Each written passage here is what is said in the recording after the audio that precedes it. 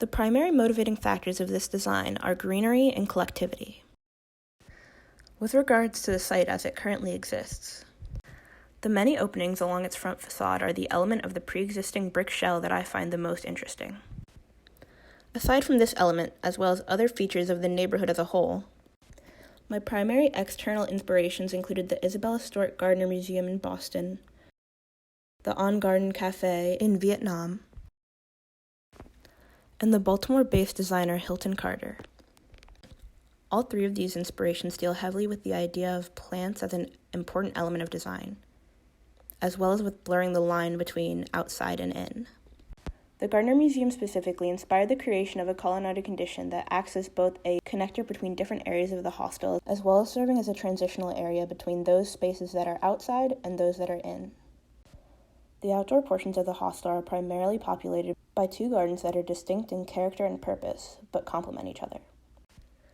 The first of these is the primary courtyard, while the second is a sunken rain garden. The layouts for both of these gardens were derived from the unique hexagonal shingles that serve as siding on many buildings in the area. First, patterns were created through the overlapping of these shapes. Then, the pathways through these gardens were laid out within those patterns. Finally, the patterns were again used to differentiate between variations in the types of vegetation within the area that remained. The primary courtyard is situated on the front facade of the building and is directly open to Spring Garden Street. It is open to the public as well as serving as the main entryway to the hostel. This is the spiritual heart of the hostel, with all other spaces radiating around it. These spaces become less and less public as they get farther away from the courtyard, with all of the areas that directly serve the community being located closest to it on the Spring Garden side of the building, along the front facade. The second garden is sunken into the ground, due both to terracing of the ground and the grade of the site. Both the sunken nature of this garden and its location closer to the alleyway make this space much more secluded and peaceful.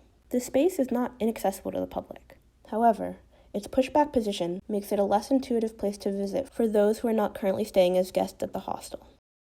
The areas reserved specifically for guests of the hostel are primarily located along the alley side of the building. In order to check in, guests would traverse through the garden and into the cafe where the front desk is located. They would then be free to access the guest areas, most likely passing through the main living area to the elevator, and then up to the sleeping area to store their luggage. Members of the community who are not currently staying at the hostel may begin to follow this same path. However, they would not be permitted past the dividing door. The spaces for cooking and eating, as well as the primary recreational areas for guests of the hostel, are all located together in one large room. This promotes interaction between different guests, even while focusing on different activities, as well as allowing guests that may be traveling in the same party to enjoy different activities while still being close to each other. These ideas of collectivity and increased interaction are also carried upwards into the sleeping areas. While there are some dedicated private rooms, the majority of the sleeping spaces are again contained within one large room.